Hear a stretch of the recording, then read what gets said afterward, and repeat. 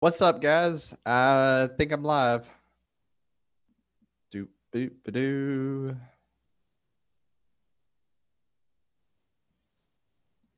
Just gotta wait and hit the pause button on this.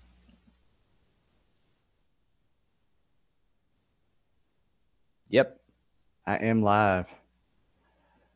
Um. All right. So today I wanted to talk about how I came up with the sacred sits and give you a little backstory on it, on what it is. Um. And just tell why it even came to be, how it even came to be, what it's named after, all that kind of cool stuff. So I'm going to record a little intro and then I'll record the actual podcast itself and get going. So here we go. 3, 2, 1, and go. How do you become the leader that your movement deserves? Have you ever thought to yourself that you don't quite fit the bill as somebody who's fit to lead? Well, in today's episode, we're going to talk about how you overcome that and how you continue to march down the path of success. Okay. 3, 2, 1, and what's up, everybody? Marty here, and today I wanted to talk about how you level up, how you become the leader that your movement deserves. Because if you're listening to this, chances are you're already a leader, you're already doing things, but from time to time, it kind of slips up on you that it's like, what exactly qualifies me to lead? Why? What makes me think that I can even begin to lead a group of people? Well, everybody goes through that, myself included. And to understand, I wanted to tell a little bit of a backstory here.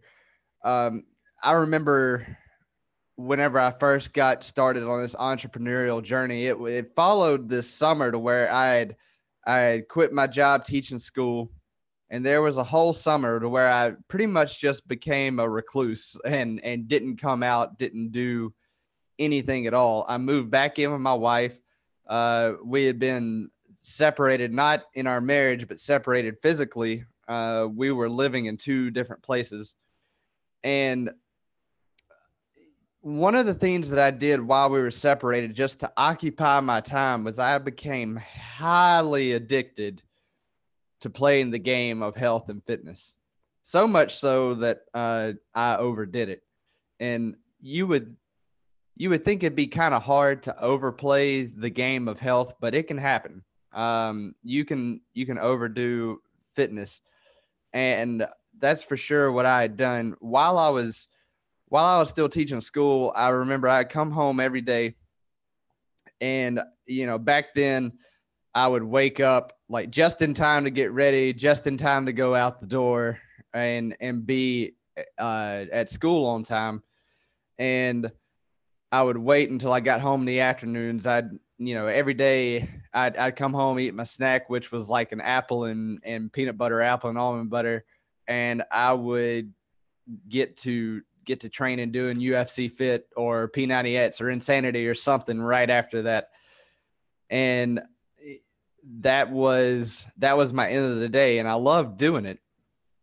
But, I didn't take any days off. And it was one of those things where I really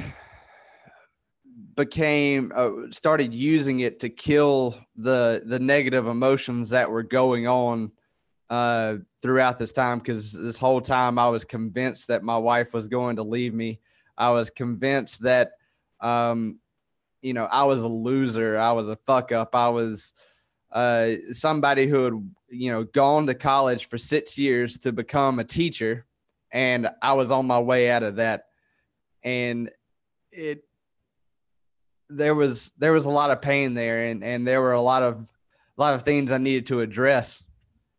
And so I kept just working out and working out and working out, trying to to sedate myself with that. And then I would kind of get cleaned up, eat supper, and play video games and go to sleep for the rest of the day, wake up, do it all over again.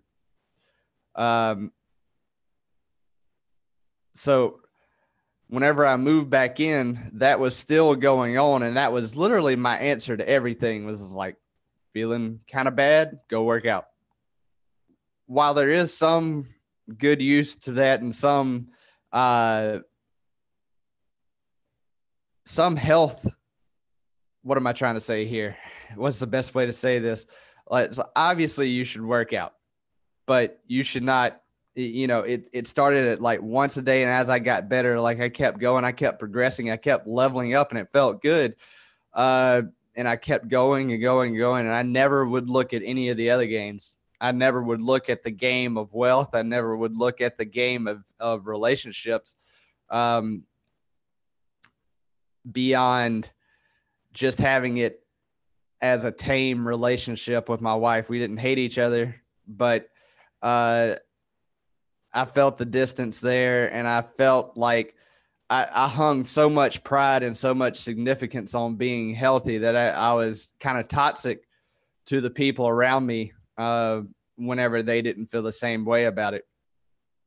So it kind of came to this point to where after this whole summer of doing nothing except working out and being a bum, that I was like, okay, I have to do something with my life. I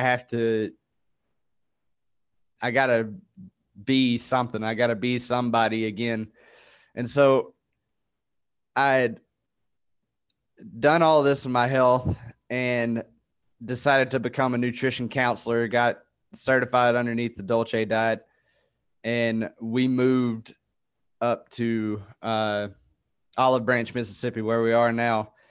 And I was traveling 2 hours one way to train MMA twice a week. At the time, I get beat up and come home and drive back another 2 hours with, eyes swollen shut, headaches, et cetera, et cetera. And before too long, things started to go wrong with my health. Started blowing knees out. I had one knee surgery that was meniscus, and then another one where I blew out my ACL, and that really put me down. That really put me in this terrible position to where I was like, man, I'm just so unbalanced in my life right now. Like, I had started a business, but I wasn't really paying attention to it. I had no desire to learn what it took to be a business owner, to be an entrepreneur. And the relationships that I had with friends and the people around me began to fall apart. And it was because, of the relationship that I had with myself. And so I knew I had to come up with a way to balance all of this out, because obviously the answer was not just to throw everything into health and fitness, because that wasn't getting me the results that I wanted. So I knew it was time to change. So I started doing all these different things. I started studying marketing. I started studying online sales funnels. I started going to therapy. I started doing all these things. I started training more people. And eventually I got so overwhelmed again with just everything, because life is complicated and it takes a lot of messing up to really get it right. If you ever get it 100% truly right, it's just going to change the next day. And that parallels the journey of the entrepreneur. Is like the problems change every day. So I had to come up with a way to make sure I was taking at least one step in all the areas of life that mattered. And I was playing Rainbow Six Siege religiously at the time. I'd always been a fan of Tom Clancy games, and Rainbow Six has always been a favorite one of mine, and Siege is awesome. But the idea was to break life down into 6 mini games and do just one thing that would take me one step further in all the areas of life that mattered. And also at this time, I was going through this deep depression and listening to Tony Robbins on a daily basis. And I heard him speak about the 6 human needs, the exact same talk. Used to YouTube it over and over and over again, among many other things, until I got the message and I started lining up. My diet didn't just include the food I was putting into my body. It started to become the things that I was listening to, the things that I was watching. I eliminated as much of the noise and bullshit as I could. And so the idea I was going to take was combining the 6 human needs with these 6 games. And also, Russell Brunson talks about this concept of the one thing, the big idea, the big domino. What's the one thing that if I could accomplish this, it would knock all the other dominoes down or make them irrelevant. And so I would have this one thing for the day that was tied to my purpose, which that's entirely another talk about the purpose. But the 6 action steps became tied to the 6 human needs. And through fitness and marketing and innovating in the business and family and expanding and contributing, I put all of these into a little game, and the one thing I needed to do became the action step. It became the map, and the game is to essentially check those off as quickly as possible. And the round timer is the day. And there's an overarching one thing that encompasses those 6. And by doing so, I've been able to expand much faster. Life has gone much smoother as a result of that. But the person that I became along the way was the person that was able to lead the movement I was trying to start. I couldn't even identify it for a very long time. I tripped and fell, but I became the person that was able to get back up in the face of all of the failures and keep pushing forward, keep pushing through. And that's what qualifies you to lead as well. All these perceived failures that you got going on are just fires that are forging the iron and sharpening you to become the leader. So, just document the journey, get out there, show the people the real you, and remember, you're just one upgrade away.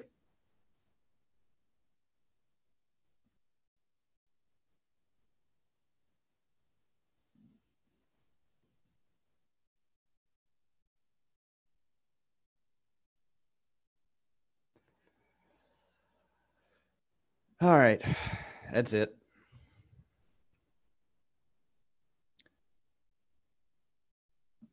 Bye, guys. I got nothing else. See ya.